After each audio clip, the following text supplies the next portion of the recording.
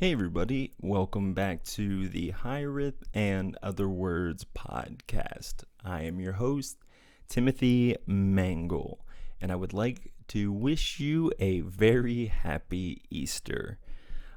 Easter is like one of my favorite holidays, just because of what it means and what it represents, and it's so rich and it's so overflowing with beautiful meaning and symbolism and all that fun stuff.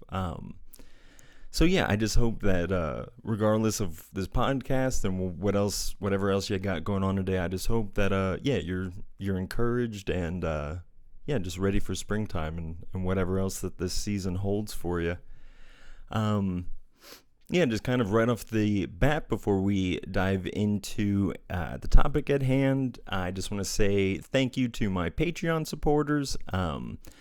I just feel like I never really thank you guys straight up and outright, so I just wanted to do that. So thank you for all of your support and everything that you do for the podcast. And and everyone who's been listening and just coming along on this journey and sending me messages about what you're thinking, about how a certain episode speaks to you or whatever it is, all of that. I really appreciate it. And I just ask that you would continue to let me know. I love doing this. It gets me very excited to talk about these things.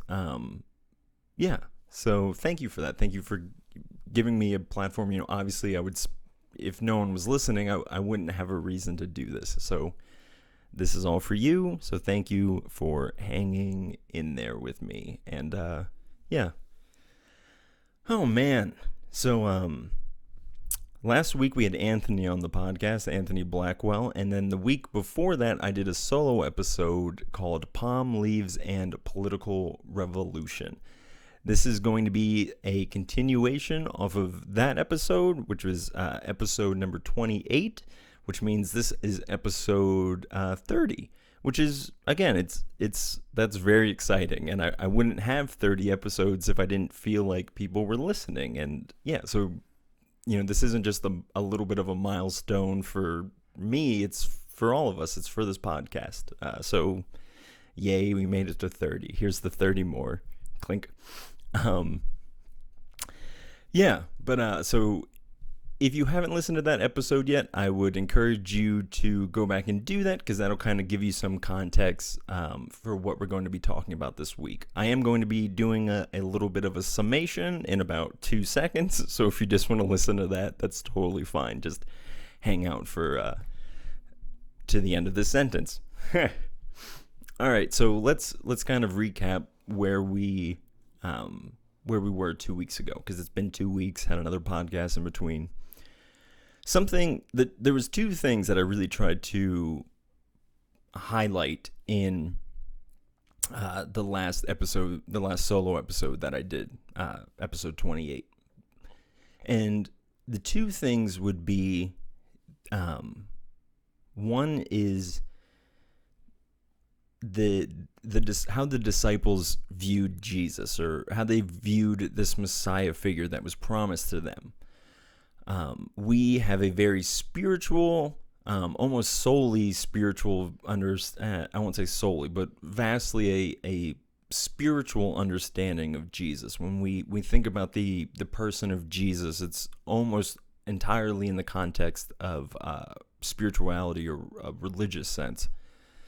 But when the disciples were thinking about these things, again, the disciples being the followers of Jesus, the ones that followed him in the flesh and blood, not just now, but actually in the context of the story, the 12 disciples who followed him, they would have perceived Jesus more as a political figure rather than a spiritual figure. And like I went into last week, that just has something to do with a long history of Israel, the prophecies and the context around the time of those prophecies and all of those things. So again, if you haven't, go check out that episode. They just had a very political view of Jesus, and they believed that he was going to that this Messiah that was promised was going to come in and be the ruling king over Israel and kind of bring Israel back to a former power that it hadn't had in thousands of years. And then the second thing that I was trying to point out in the episode was this idea of Jesus's continual call of meekness or lowliness or proper weakness, not just I can't do it weakness, but actual humility and whatever that entails. And obviously that was the Palm Sunday episode a week prior to Palm Sunday, so I kind of tied that all up in this Palm Sunday message because Palm Sunday was Jesus riding into Jerusalem, and then he was crucified in less than a week later. So that's why Palm Sunday comes before what is called Holy Week, or is really the beginning of Holy Week, which ends with Good Friday and Easter Sunday. Again, it should just be called Good Sunday as well. Is it called Good Sunday? I don't know.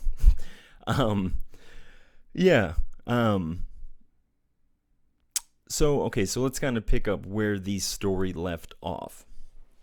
So where the story leaves off is we have Jesus now in Jerusalem during getting ready what would be, again, this is all kind of covered in the last episode, but he's getting ready for the biggest Jewish festival that's celebrated annually called the Passover, which is held on the same weekend of the crucifixion of Jesus Christ. Now, if I can kind of step back a second outside of this story and just go fully into Timmy mode, well, it's like, of course this happens on the same week because it has something to do with the psychology of all of the stuff that's involved. And I mean, like a human psychology, a human's perspective, also like nature and the patterns and the seasons that it's playing out. So again, there's a part of it just like loves the, I don't know, the symmetry of it all, or the serendipitous coincidence of, these two major religious holidays happening on the same week. Who would have thunk it? So when Jesus is coming into town, again, remember that the disciples around him all believe that he's going to be doing something that is overtly political, whether that would be, for them, it's always going to look something along the lines of overthrowing who was in charge of them at the time, who were the Romans, and then restoring Israel back to having their own king, having their own kingdom, having their own freedoms to practice their laws and their religion exactly how they wanted, without any interference from whatever, outside countries, what have you. That's what the disciples were envisioning Jesus to be doing. Now, I keep hammering this home because it's very important to kind of the context of this story that I'm calling, or rather this sermon or message that I'm calling, Hope in an Empty Grave. So Jesus gets to town. The disciples all think that something big is about to happen.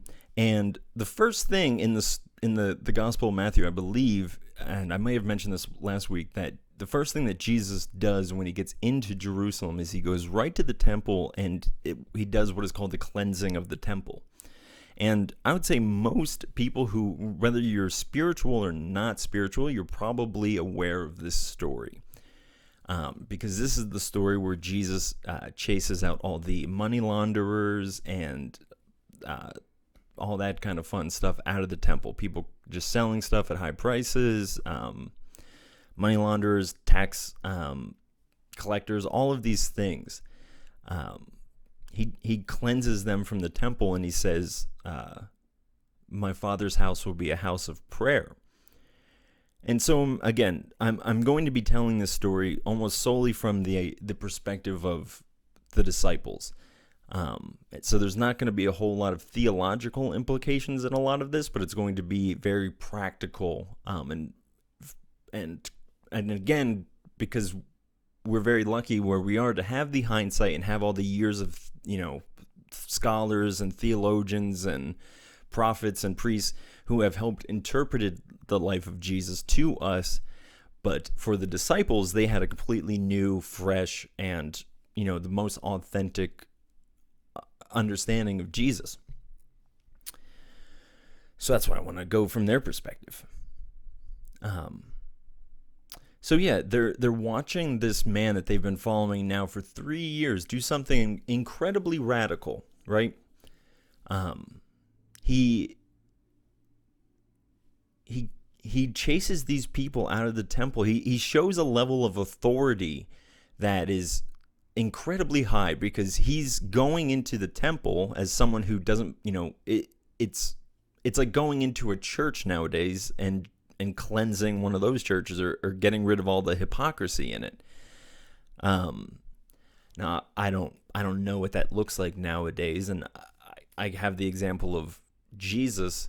But again, you're from the disciples' perspective, you're seeing this man display a level of power and authority over everything that you've never seen before. And again, it's not just in the context of cleansing the temple, but this is just the building on of, you've seen this man multiply food, you've seen him heal sick people, you've seen him walk on water, all of these things. And there's this man that has just overwhelming amount of power and authority. And so, of course, we kind of naturally go on this trajectory of, well, yeah, then he's the guy that should be in charge. He should be the one that's put up there to tell us how it is, or whatever. And yeah.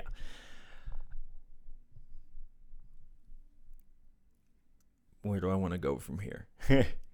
So the disciples, they're standing there, they're watching this man cleanse the temple, and like I'm saying, they're of course being like, yeah, this is our guy. This is it. This is the beginning of the political revolution that not only have I been waiting for my whole life, but my mother, my father, my father's father, my mother's mother. Like, it goes on back in this Jewish bloodline for forever, of this waiting for this political revolution to be able to bring Israel back to this former state of glory that it had back in the time of King David and King Solomon. And again, all that's in the last episode, last solo episode. And they're seeing this, and they have to be so stoked.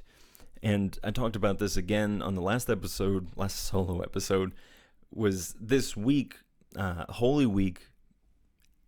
Jesus spent that whole time kind of preaching against false religion, just calling them on their shit. I'm sorry to be crass, but that's just what it was. He called them whitewashed tombs.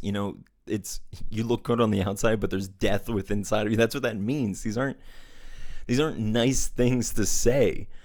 But Jesus was doing it, and he was doing it because he was trying to start something.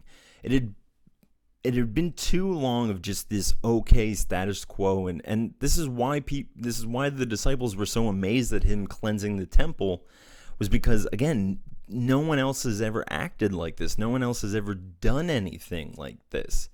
And again, to just see this man continue to, question authority, and to call them on their shit, and to really be trying to point everyone back to this right way of living. Of course the disciples are going to be like, yes, this is our guy. Yes, yes, yes, yes. And as, Good Friday approaches, you've narratively, there's this sense of, yes, this is it. We are on our way to being the king of the crop, and again, now imagine if you've been hearing your whole life about this Messiah guy that's going to come and restore all of Israel. Again, put yourself in these people's shoes, and now you can touch him. He called you to be a part of his ministry.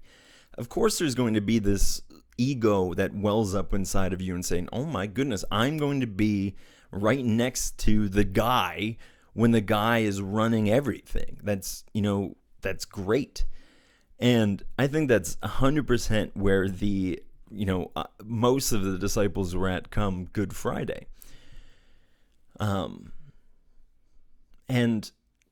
you know, one of Jesus's last acts before his crucifixion, he gathered all of his disciples together and he washed their feet. Now, last solo episode, I talked, when we were talking about Jesus riding in on the donkey, I talked about this idea of, Jesus representing divinity, donkey representing lowliness, palm leaves representing divinity, and then human beings representing, again, lowliness, and then them all kind of being smushed together there, just being kind of converging a little bit all in that imagery. And then the next image that we really get between those two groups is this washing of the feet. So the intimacy between God and man, or the peak of divinity and the lowliness of lows, that they're coming even closer together.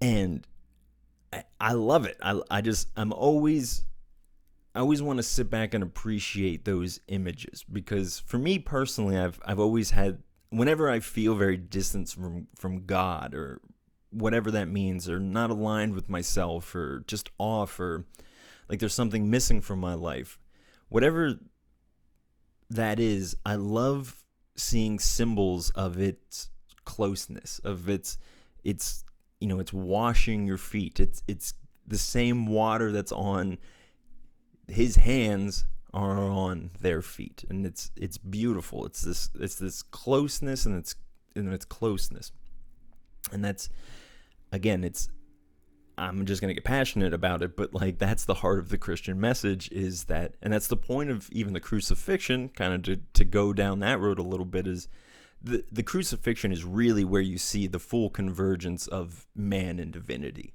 because it's God experiencing the abandonment of God. And that's what Jesus cries out on Good Friday. He says, "Father, Father, why have you forsaken me?"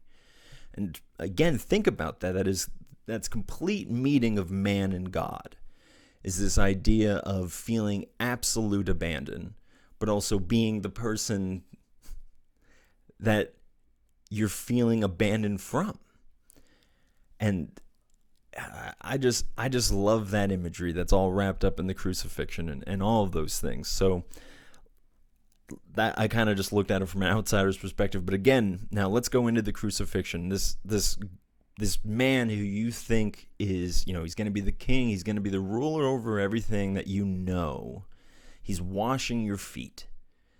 And it has to be so confusing for the disciples, because this is just so subversive of how they've seen someone use their power. And this is kind of what we're talking about a little bit this week, is this, well, not really, but apparently I keep coming back to this idea of Jesus and his authority and his power, and again, and how subversive that was, and just, you're not expecting it. The status quo for rabbis at the time was to be, worshipped and to be put up on a pedestal and seen as more important and bigger than everyone else. And again, if you're thinking that this rabbi that you follow is going to be the future king, of course you assume that he's going to have this high, kind of puffed up version of himself. But again, we don't see that with Jesus, and I don't think the disciples understood that, because they weren't trying to, it just didn't click in their brains, because they were trying to see Jesus in a way that he wasn't meant to be seen. So the washing of the feet, I think for the most part, it was wasted on them, because I think they really didn't understand it. They were just like, why are you doing this? And so, this is me just thinking out loud, but that might even be part of the reason why Judas, that and the money, but why Judas betrayed him, because it's just like, well, this guy doesn't know what he's doing. He's not, and Judas was a special case, because Judas was actually a religious extremist, which is Iscariot. So Judas's name is Judas Iscariot, and Iscariot wouldn't have been a last name; it would have been a title, and it's something akin to.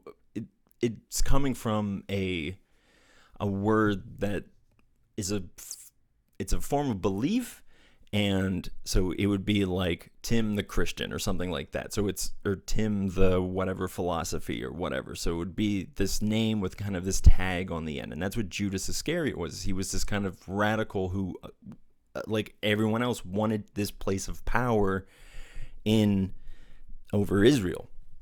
And so if he's seeing, the guy who's supposed to do it, and he's being lowly, and he's riding a donkey, and he's washing people's feet, these aren't typical king-like behaviors. These are just kind of weird acts that some guy is doing. And I didn't really plan on talking about Judas's motivation, but hey, there we are. So Judas sells out Jesus to the priest who had been planning on taking Jesus and crucifying him because of what happened at the temple, as well as just his teachings. And there's this really good book called Jesus, the Son of God, by the man who wrote The Prophet, and I can't remember or ever pronounce his name, but just Google the Son of God, Colleen Gabal. I always forget his name. Sorry. Just look up The Prophet, the book, and then take that author and then look up the Son of God by him. Or the Son of Man, rather. Jesus, the Son of Man. Oh, boy. Anyways, the Jesus, the Son of Man, is this book with each chapter is a different perspective on Jesus. And there's this brilliant chapter where they talk about, it's written from the perspective of the religious, a certain religious leader during this time who, again, this doesn't matter if this actually happened or not. This is just a story. He was there, and he was one of the Jews and the Jewish leaders who really pushed to have Jesus crucified. And in this chapter of this book, he says, listen, he was causing a muck. He was telling poor people that they were going to be blessed, and he was coming into the temple and acting however he wanted. These aren't ways that we can allow to go on in society.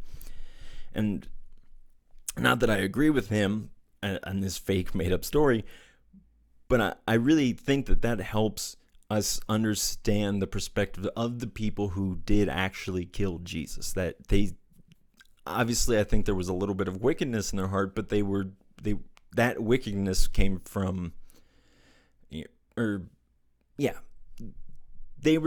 there was this mixture of them trying to do what's right, but it's also an egotistical, like, oh, it's right for us to remain in charge. This man is questioning the status quo. We got to get rid of him. And that's what they did. So again, let's go back to the disciples' perspective. And I think for the disciples, it had to be one of those nights where just like, I think nights like this are almost incomparable unless you've lived through something almost akin to it. Because, again, I don't even know if anyone could live through anything that's remotely akin to this, because you spend, again, just put yourself in the disciples' sandals. They spent 3 years every day walking around with this guy, doing whatever he told you, and because you believed he was going to be the ruler over Israel. And now he's betrayed by one of our own, and he's being flogged, he's being tried, he's being stripped naked and beaten, he's being spit upon. And the craziest thing about Jesus during all of that time is that he doesn't do anything that would be typical of someone, who's wrongly accused. He's not trying to defend himself. In the Bible, when they come to get Jesus, I believe it's Peter cuts off one of the Roman guards' ears, and Jesus goes and heals the guy's ear. He understands that he's about what he's about to go through, but the disciples don't. They're just like, what? What is happening? This, like, if you're going to use your magic powers to do something, Jesus, about the state of the world, now is the time to do it, right? Like, I think from their perspective, because it's like, you've seen this man do miraculous things. You've seen him do crazy stuff. And he tells you about this kingdom that he's going to have, and all these things. And everyone always shits on the disciples for leaving Jesus during the crucifixion, and it's part of Jesus's path and his journey to be deserted by all these people. But think about why they did it. They just spent 3 years, walking around tooting this dude's horn, very openly being like, I follow this guy no matter what. His word is gospel. And now he's being crucified by the church and the state. And you've been following him. That's very bad for you. You are not in a safe place. Deserting is probably not the right thing to do, but it's the very instinctive thing to do. They were trying to save their own hides. And, think about what you want for that. But boy, I would never assume that I would, to be so brave and say that I would have stayed with Jesus through it all. And, I don't think that's true. Yeah. So, for the most part, the disciples aren't even there when he dies. They're alone, or Jesus is alone minus John the disciple and his mother and a bunch of random strangers watching him die. And I mean, again, just looking at it from the disciples' perspective of, you must just feel so low because you spent 3 years thinking maybe this is the guy, and now you started to see it, and within a week, he's dead.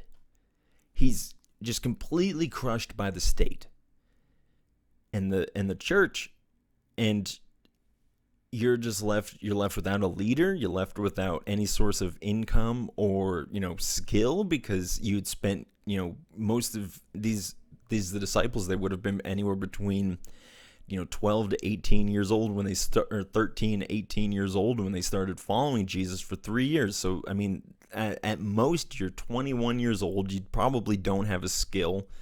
Some of the disciples did, but, they were being trained into this spiritual, religious, political world. And in one night, everything that you'd been hoping for or planning for 3 years just falls apart. And it falls apart gloriously. It's not just a little bit of an upset. It's you've been betrayed, so your team's fractured, and the leader is just gone. And they live with that until that happens Jesus dies early on a Friday. Between 3 and 6 on a Friday, and like I said, they're not even there when he dies. They're just off because they just know that you don't escape a crucifixion. And again, that just shows where they were at, because they had seen this man do so many miraculous things, but they were so disheartened by the circumstances that they couldn't even hold out faith that he could have gotten out of the circumstances if he chose to. They just assumed that he wasn't going to. Yeah, man, and that must have been a low 2 days, day and a half, however 3 days if you want to go the traditional route. But yeah, I can't get over that. How bad they would have felt of just like, man, did we blow it,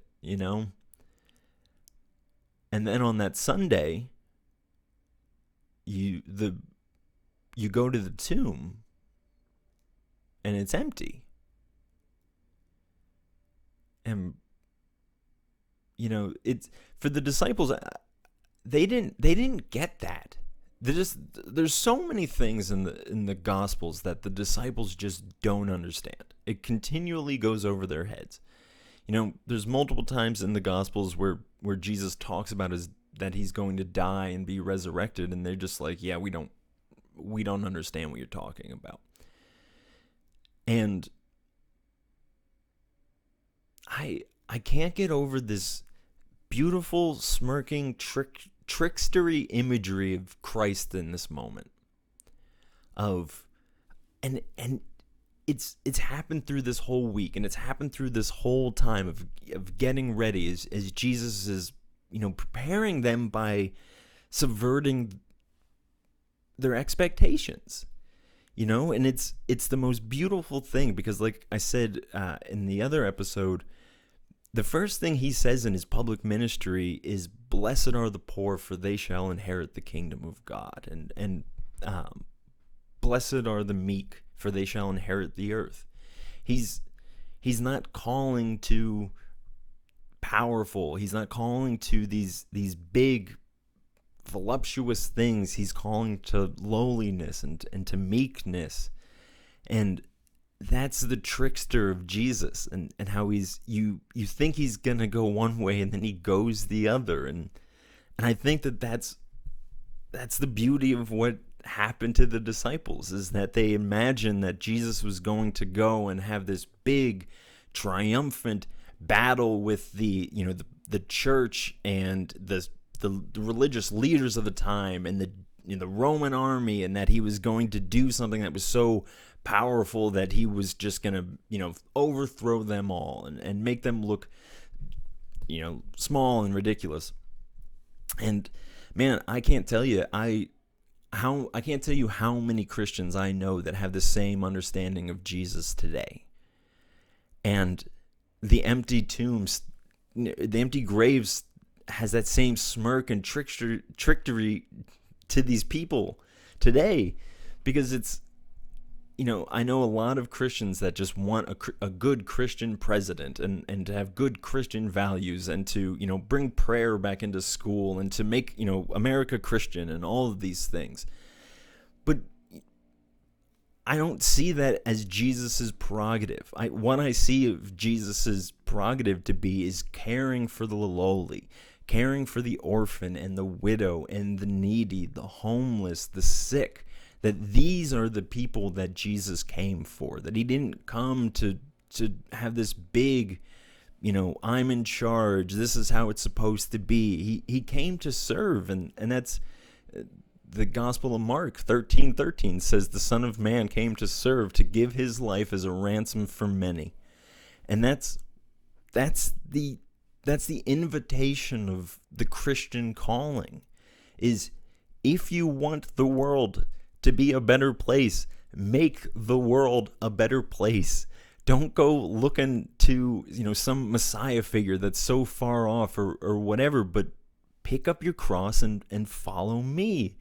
And so many Christians this Sunday are going to be sitting in church and worshiping Jesus as if he never said, "You will do greater things than these." And again, be aware of the trickster of Jesus, that he has this mentality, he has this tendency to make you think that it's going to be one way, and then it turns out to be another way. And I keep thinking that, we're all looking for a leader or somebody else to make our lives or the world around us better, but I don't see that figure on the horizon.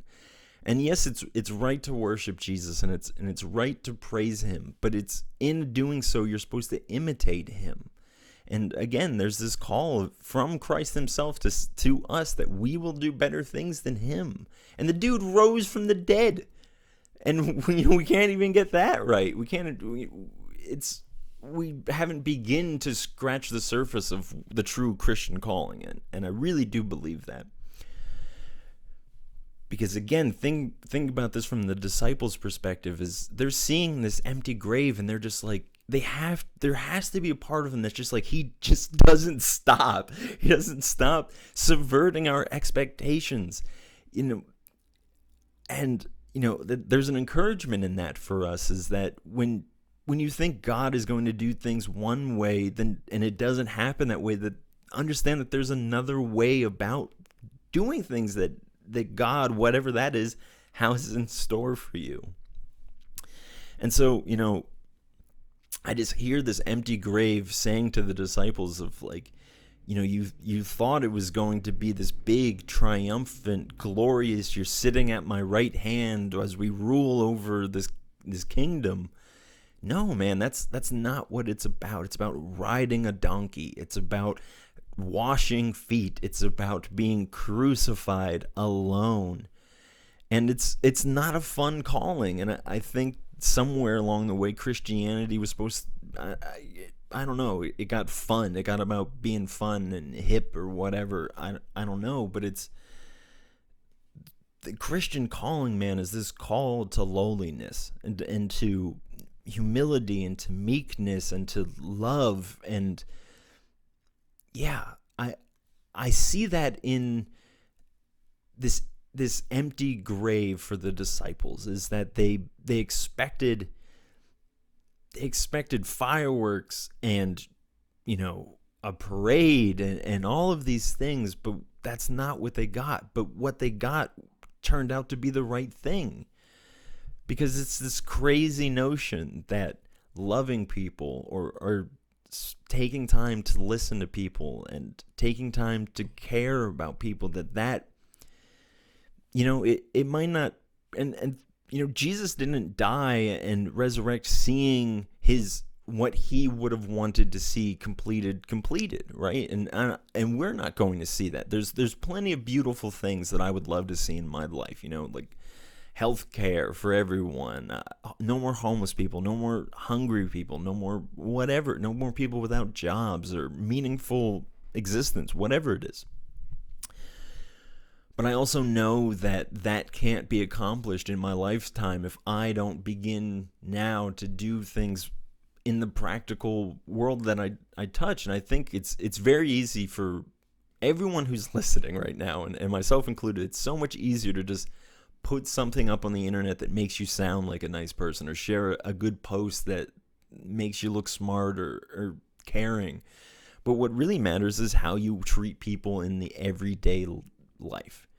And if you really believe in this idea of resurrection, this idea of newness, or this idea of that God is able to restore and replenish the world, and that God is with the world, and that God is intimate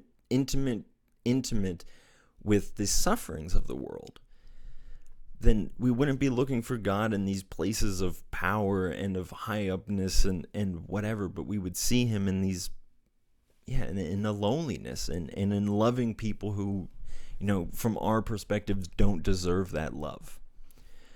The Christian gospel is not a comfortable one, and I think people say that nowadays because they're uncomfortable when they talk about their perspectives of Christianity. But what really that means is that Christianity is this religion that calls you to die and be reborn. That there are parts of you that can be burnt away and resurrected, and that in doing that process that you can birth out this thing called the kingdom of God that saves and heals everything. And I don't know. I love it. I love that understanding and interpretation of Christianity. It's practical. It's for everyone. It's somewhat bigger than ideologies can contain, because it's about a way of being. I don't know. So the hope in the empty grave for the disciples is that it's not done yet, and that there is hope. Well, I can't use the word in the definition, but that there is, just as we've been subverted in the past, or just as things went outside of how I was expecting things to go, in a good way, that's the hope. That life doesn't always turn out how we want it to be, but that doesn't mean that it's not how it should be. We don't understand life as well as we could. We don't understand the patterns and the way things fall out as well as we could. And it's very easy to get mad at God or the universe or whatever you want to call it, and about your crucifixions. But if you allow them, and if you play that part properly and you walk through it, the heights to which you could resurrect is limitless, beyond knowing. And that, again, coming from the disciples' perspective, if you're looking for the world to change and to be better and to be a safer place for everyone, that you have to go and do it. And because think about it this way, man. Because if Jesus wouldn't have done what he did, we wouldn't have those images and those examples to follow. And, he is our great example.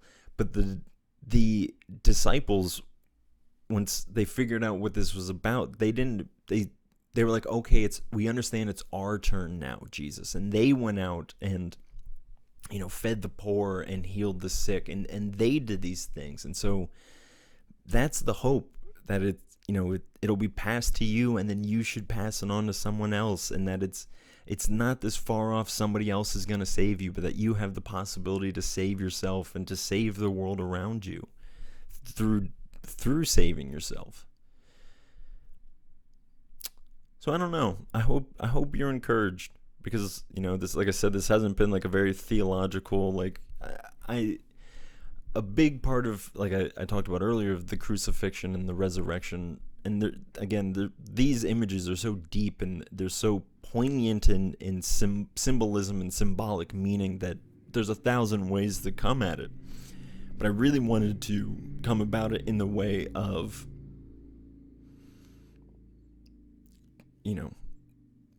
I think about Easter Sunday as Jesus passing the buck to you and saying it's your turn now. It's go time for you.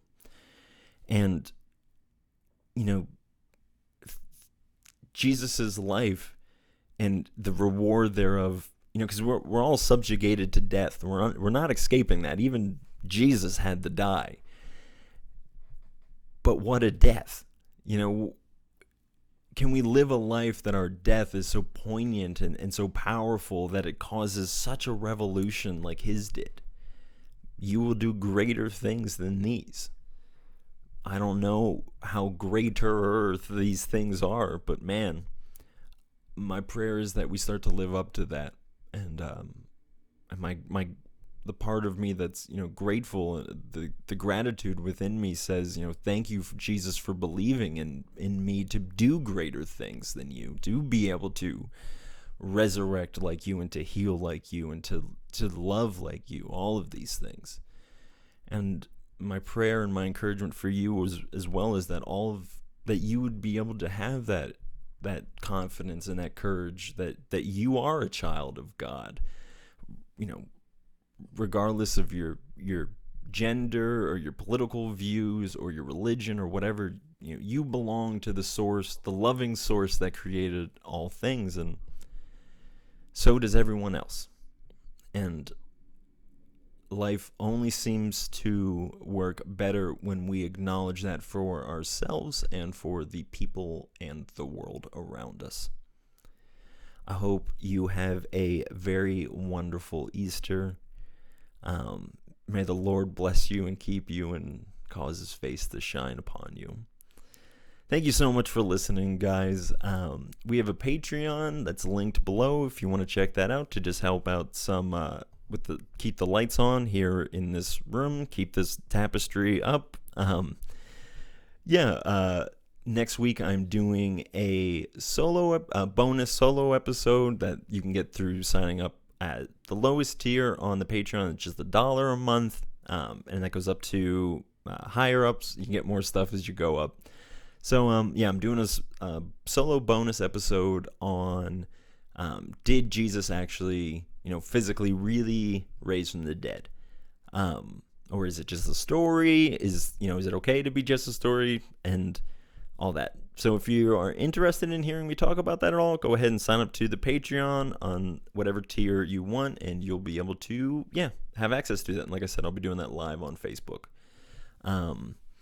Guys, I just really hope that in your meekness that you meet God.